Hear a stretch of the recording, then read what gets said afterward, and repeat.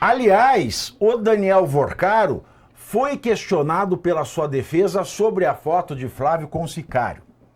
Vorcaro não teria se alongado nos comentários e afirmou que não fazia ideia de onde a foto teria sido tirada.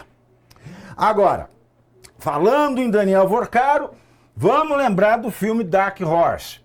E eu já digo aqui de antemão para os chatonildos e chatonildas no chat, para quem eventualmente esteja aqui pela primeira vez.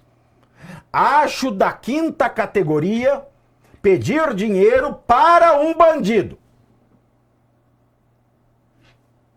Mas pedir dinheiro para bandido não é crime.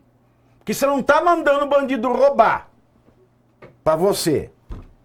Você não está mandando o bandido matar para você se aproveitar do produto do crime. Você sabe que alguém é potencialmente bandido, que vale lembrar que o Vorcaro já tinha sido preso, foi para domiciliar e nesse meio tempo o Flávio foi lá falar, ó, e o dinheiro que você tinha prometido aí? Eu acho de quinta categoria, mas eu não acho que seja crime. Acho não, eu tenho certeza que não é crime. E também, é muito dinheiro para um filme, com um elenco sem Brad Pitt, sem Meryl Streep, é muita grana para um filme assim. Problema de quem deu o patrocínio. Problema de quem deu o patrocínio. Então, tendo dito isso, e voltando a esse assunto, a Polícia Federal abriu uma nova frente de investigação para apurar o possível elo entre o filme Dark Horse e a empresa ACXITC Tecnologia, que foi apontada como integrante de uma rede de lavagem de dinheiro usada pelo PCC. Por que está piscando aqui a Natal no estúdio? A luz está apagando, acendendo, apagando, acendendo. É Natal. Aqui, ó, apagou, daqui a pouco acende. Aqui, esse canhão já foi para a casa do vinagre já. Daqui a pouco acende, apaga. É isso aí. E vai lá. Bom, vamos voltar aqui. Lembra aquela empresa, uma das empresas que já foi sancionada por possivelmente lavar dinheiro para o PCC, sancionada pelos Estados Unidos, porque ele declarou o PCC e CV como grupos terroristas? Pois é. A Polícia Federal quer ver qual é a relação do filme Dark Horse com essa empresa. A relação investigada pela Polícia Federal se baseia no pagamento de 28 milhões de reais da Entre Investimentos e Participações para a ACXITC, que foi a empresa sancionada pelos Estados Unidos. A Entre foi a empresa usada por Vorcaro para financiar a produção cinematográfica sobre o Bolsonaro. Os investigadores avaliam ser possível que o filme, Daniel Vorcaro, o que é isso aí? O que é o filme Daniel Vorcaro e a Entre. Muito bem, muito obrigado. Os investigadores avaliam ser possível que o filme Daniel Vorcaro, a Entre Investimentos e o PCC tenham utilizado a mesma estrutura de lavagem de dinheiro. Olha, isso é muito sério. A empresa que meteu esses milhões de dólares, o Daniel Vorcaro, quem mais? A Entre. E a Entre. Aí eu falei a Entre, gente. Foi a primeira coisa que eu falei. A empresa ICT, né? Investments. Tá difícil hoje, essa luz piscando na minha cara. Então, tá muito complexo. Bom, então eles usaram a mesma estrutura para lavagem de dinheiro, que prestaria serviços a diferentes clientes, sem que necessariamente um cliente faça ideia do negócio, da existência do outro. Então, assim, a Entre Investimentos, que foi a empresa através da qual o Daniel Vorcaro aportou o dinheiro no filme Dark Horse. Logo, o filme Dark Horse e o Daniel Vorcaro usaram uma mesma estrutura que a ACT, ACX, ITC, alguma coisa, aquela empresa sancionada, usou para lavar dinheiro do PCC. Pode ser que uma saiba da outra, pode ser que não saibam nada. Pode ser que uma não faça ideia da existência da outra, mas sabe-se que as duas usavam a mesma estrutura para lavagem de dinheiro. E é isso que a Polícia Federal vai investigar.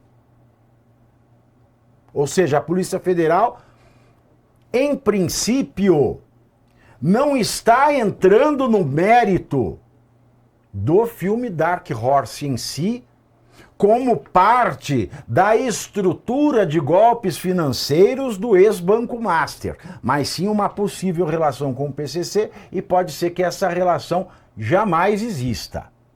Aliás, a pré-campanha de Flávio é a empresa Go Up Entretenimento, isso eu acho ótimo o nome da empresa, é Go Up, Golpe, é piada pronta o nome dessa empresa, Golpe Entretenimentos. Golpe Entertainment, que é a produtora do Dark Horse, chegam no próximo domingo há 2 meses, sem explicar, sem dar uma palavra pública de como aconteceu o financiamento do longa-metragem e o que ele financiou.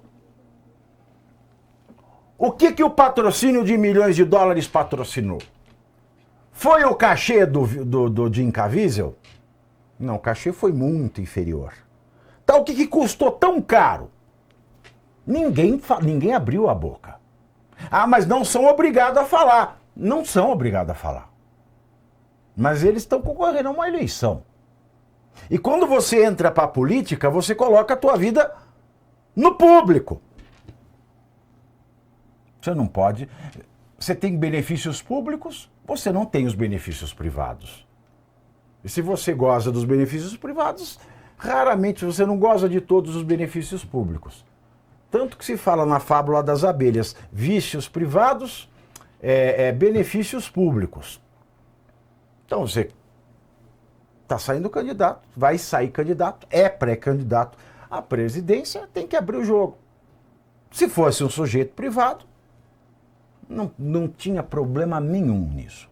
Não tinha problema nenhum. E vale também dizer aqui que em maio, no dia 19 de maio, o Flávio, ele falou para a imprensa que ele pediria para a produtora, para a Golpe, divulgar a prestação de contas dentro de 30 dias e provar que não tinha nenhuma irregularidade em relação ao financiamento. 19 de maio. Passou 19 de junho. Ontem foi 19 de julho, portanto, há mais de 2 meses, é uma promessa não cumprida. E para um pré-candidato ter uma promessa não cumprida, uma coisa é a promessa de campanha, que o cara, depois que eleito, ele não cumpre. Agora, quando um pré-candidato não cumpre uma promessa de pré-candidatura, a coisa fica feia, a coisa fica russa. Desde que o prazo foi atingido no dia 19 de junho, há 2 meses, a pré-campanha diz que o assunto está com a Go Up. E a produtora afirma que as informações já foram prestadas à justiça. Mas e o público? O público quer saber, o eleitor quer saber. O material encaminhado pela produtora, no entanto, não detalha quem foram os financiadores do projeto. E assim, que vantagem que Maria leva. E tem mais um detalhe também, Eduardo, porque se a Polícia Federal, dentro de toda essa análise que envolve o Banco Master, está voltando sua atenção para o contrato do filme, porque o contrato do filme... Porque uma das partes desse contrato de patrocínio do filme tinha um tentáculo do Master. Nós estamos a um passo de assistir. Escrevam o que eu estou falando. Escrevam o que eu estou falando. Nós estamos a um passo de assistir a análise do financiamento do contrato de 129 milhões de reais para o escritório da família do Alexandre de Moraes. Eduardo.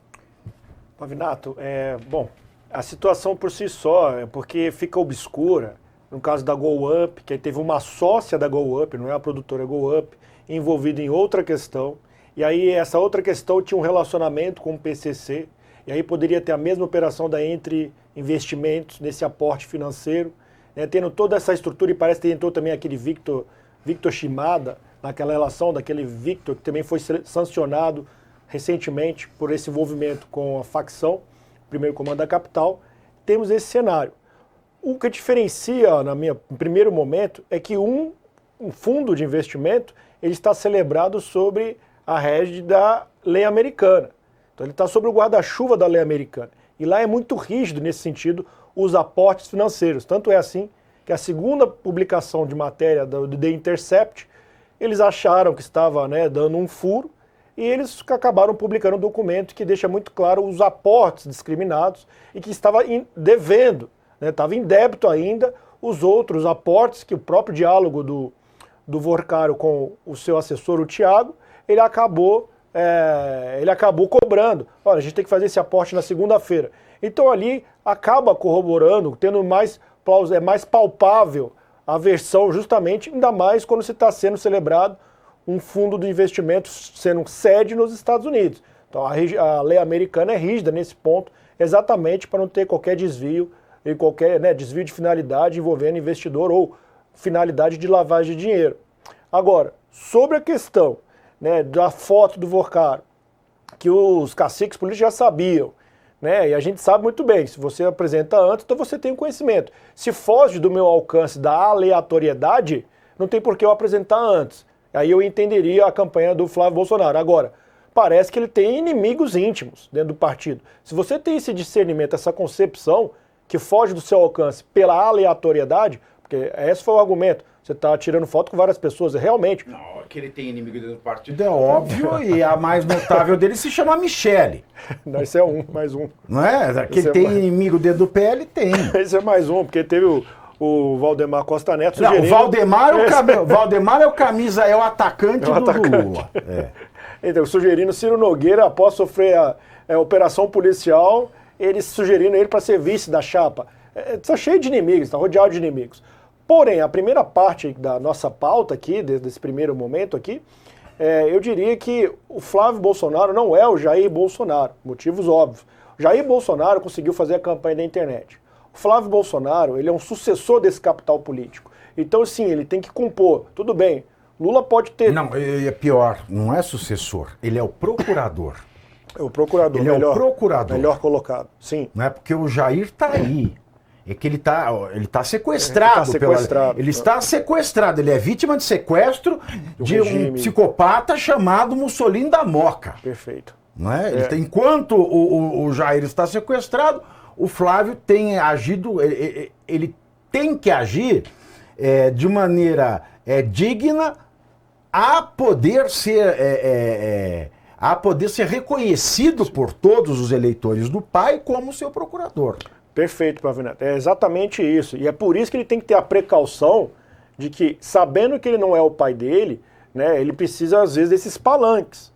Né? Então ele vai ter que ter um meio termo de tanto conseguir capitalizar o perfil do pai dele, né, porque ele é um procurado, ele é um preposto, né, Pavinato? Ele é um preposto dessa situação política, ao mesmo tempo que ele tem que compor para ter os palanques. Novamente, por ele não ser o pai, ele não consegue fazer a campanha puramente da internet. Então resta ver qual é o termômetro da situação para ele levar adiante a candidatura. Agora, com relação ao Lula, a gente viu que nem na municipal ele teve muita força, mas obviamente a gente não subestima a esquerda quando ela tem a máquina pública na mão. E ela sabe usar a máquina. Olha, antes de passar para o Wellington, só respondendo algumas coisas que eu acho interessante aqui. Muita gente dizendo que o Paulo Bilinski, meu querido amigo Paulo Bilinski, mostrou que a foto é fake. Não mostrou, não existe tal coisa. Tá? Não existe tal coisa. E o PL mesmo dá a foto como verdadeira. Então, precisa se entrar em acordo. Né? Você veja, eu sou jornalista nessa história, eu não tenho papel de militância. Eu disse aqui e repito, como já fiz muitas vezes, o meu voto eu abro. Eu voto, se o Flávio for candidato, se ele for candidato, eu voto nele. Mas eu não sou militante, eu não trabalho para a campanha dele. O meu compromisso é com todos os fatos. Tem gente que fica assim, por que você não fala do Lula? Eu falo do Lula todo dia, eu só não consigo falar duas coisas ao mesmo tempo, porque isso é humanamente impossível. E tem aqui a Rita de Cássia Inácio. Rita, com todo respeito, Rita, ela diz o seguinte: Pavinato, eu não quero saber nada sobre o filme, eu quero saber sobre os descontos do INSS. Rita, eu quero saber sobre as duas coisas. Sabe por quê? Porque ele prometeu e fica ruim para o candidato que eu voto. Quando eu tentar conversar com pessoas da minha família que votam diferente, ou quando eu sair com amigos que votam no Lula, eu tentar justificar o meu voto a essas pessoas. Porque eu sou uma pessoa lógica, eu sou uma pessoa racional. Então eu voto no Flávio por uma série de razões. Como é que eu vou dizer que ele prometeu discriminar através da produtora o porquê desses valores e de onde veio esses valores, e essa promessa, uma promessa de pré-campanha não cumprida, implica que a promessa de campanha não vai ser cumprida. E aí eu perco a razão. E essa é a diferença do voto de direita para o voto de esquerda. O voto de direita tem que ser um voto racional, lógico. O voto de esquerda é um voto de fé no partido. E eu não quero isso para mim. Eu não quero dizer uma coisa e ser outra. Se eu sou uma coisa, eu tenho que agir como esta coisa. Se eu sou racional, eu tenho que agir racionalmente. Então, eu realmente gostaria de saber as duas coisas. Aí tem muita gente xingando aqui, etc. O canal para falar mentira do Bolsonaro nunca foi o seu. Mas não mesmo, eu não falo mentira do Bolsonaro, eu falo o que acontece. E aliás, uma das pessoas que eu mais admiro, uma das pessoas mais humanas que eu conheço da minha vida se chama Jair Messias Bolsonaro. Não vou falar mentira dele. Então, meus queridos, aceitem, porque aqui é assim. Né? Aqui não tem cheerleader, nem para um lado, nem para outro. Eu tenho minhas preferências, vocês sabem, eu tenho minhas amizades, vocês sabem, mas isso não vai me tornar militante, porque eu não ganho 1 centavo de verba partidária, eu nunca ganhei 1 centavo de dinheiro público, e assim continuarei, Wellington. Pavi, até as reações dessas pessoas, acho que é fruto muito do que acontece no bolsonarismo. As lideranças bolsonaristas têm o péssimo hábito de se cercar de idiotas. Posso mencionar que o próprio Eduardo Bolsonaro, que a gente estava falando aqui no começo, está se cercando de idiotas, está com pessoas ao redor dele que não agregam. Pelo contrário, tem criado divisões dentro da direita. Pessoas que passam o dia inteiro praticando maledicência. Isso não é bom. Vemos agora o Flávio tendo a sua campanha praticamente dinamitada. Está sendo implodida por pessoas de dentro. Acertou fazendo um vídeo aí no final de semana no supermercado. Eu achei bacana o vídeo, bacana a proposta. Acho que é por aí que tem que ir. Mas quando a gente se depara com situações como essa, de gente do próprio PL dizendo: olha, sabíamos da foto, mas preferimos deixar vocês descobrirem por conta própria, é um erro estratégico grosseiro. Tem que abrir, tem que antecipar o golpe, antecipar o movimento. Por quê? Porque é o que você falou, Pavinato, você acaba desarmando, você desarmaria a esquerda. Agora você deixa a esquerda contar a história, depois vem com uma ladainha translocada de IA e etc. De novo, versões conflitantes. Isso tem acontecido desde que o caso Dark Horse foi deflagrado. Versões conflitantes, pessoas que parecem que não se conversam. E aí, eu reitero aqui, parece que também o Flávio está com o péssimo hábito de se cercar de idiotas na sua campanha. Então, o tipo de coisa. Qual é a necessidade de se cercar de imbecis? Qual é a necessidade? Pavi, Porque ele sabe. O Frank de Cotter, que escreveu o livro Como Se Tornar um Ditador, você vai lendo as histórias dos ditadores, o Mussolini, o Kim Il-sung, enfim. Todos eles têm o mesmo problema. Eles querem estar cercados de bajuladores. Aquelas pessoas que estão de boa fé, os críticos, passam por isso que você está passando nos comentários aí. Eles acabam sendo, vamos dizer assim, atacados por pessoas que ele está tentando fazer dar certo o projeto. Acho que existe uma vaidade, evidentemente, né, que faz com que as pessoas se cerquem de bajuladores e idiotas, porque pessoas críticas, com bom senso e que são independentes, não se submetem, e elas vão te dizer na tua cara, sendo seu amigo, com franqueza, o que precisa ser dito. E as pessoas que aceitam isso acabam entrando para a história da maneira mais positiva possível. Agora, aqueles que escolhem se cercar de idiotas acabam em ruínas, como foi as histórias dos ditadores. Até recomendo o livro do Frank de Cotter. É um problema de vaidade e isso é um problema que eu vejo que está no DNA do bolsonarismo. Lamentavelmente. Lamentavelmente. E a gente está vendo já o nascimento de um grupo alternativo, tá, que está se formando, tá? Especula-se até que vão criar um partido ou algo do tipo. Por quê? Porque são pessoas que poderiam estar contribuindo para esse projeto, mas que estão sendo expulsas, estão sendo achacadas por esses mesmos bajuladores que, não tendo o que contribuir de fato, passam o dia inteiro difamando essas pessoas, que são as pessoas que poderiam estar contribuindo muito mais na campanha do Flávio. Tá? E não são pessoas que sairiam por aí dando maus conselhos, como não diga nada sobre esta foto, Flávio Bolsonaro. Então esse é o cenário que a gente tem hoje na direita, né? Temos um país aqui, estamos falando de uma eleição muito séria, e não sei se todo mundo tem essa visão de que essa eleição é séria, tá certo? E que, como você mesmo disse, já falamos aqui outra hora, parece que estão escolhendo perder essa eleição. É uma eleição que estava nas mãos, mas que por movimentos equivocados, por envolvimento com gente que não presta, e que não criaram uma narrativa para explicar isso de maneira convincente para o povo brasileiro, parece que a gente está jogando essas eleições no colo do Lula. É complexo, é muito complexo. Pensar que, mesmo com tudo isso que aconteceu, né, mesmo com o fator Michele para mim foi devastador. Para dentro do campo da direita, para impacto. Mesmo assim, a campanha do Lula não decolou. Não decolou.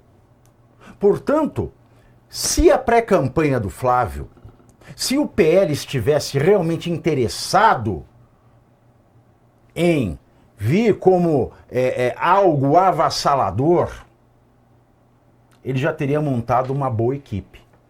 Mas não. Vai insistindo em erros, e erros bobos. Totalmente. Erros que não precisavam existir. Porque com tudo que aconteceu, a campanha do Lula não deslanchou, isso quer dizer o quê? É o PL, é a pré-campanha que está entregando de bandeja. Isso é muito revoltante. Assistir uma cena dessa, e é revoltante, sabe por quê? Porque o eleitor me preocupa. Porque o eleitor tem esperança, o eleitor tem fé, o eleitor se envolve, o eleitor perde a saúde. E parece, sabe a questão das bets na seleção brasileira? Uhum. O torcedor brasileiro fica, sonha, fala, vai trazer o Hexa, vai, seleção, eu amo o Brasil. E os jogadores mesmo já estão tudo comprado pela bet. Não tem essa mítica? Porque a política virou isso. O eleitor está lá, envolvido, apaixonado, e o povo do partido não está nem aí. Tá nem aí. Tem alguma bet, né? E bet é um motivo oculto que eu não sei qual é. Por detrás, que não está aproveitando os zeitgeist, que não está fazendo nada, absolutamente nada direito dentro dessa pré-campanha da direita.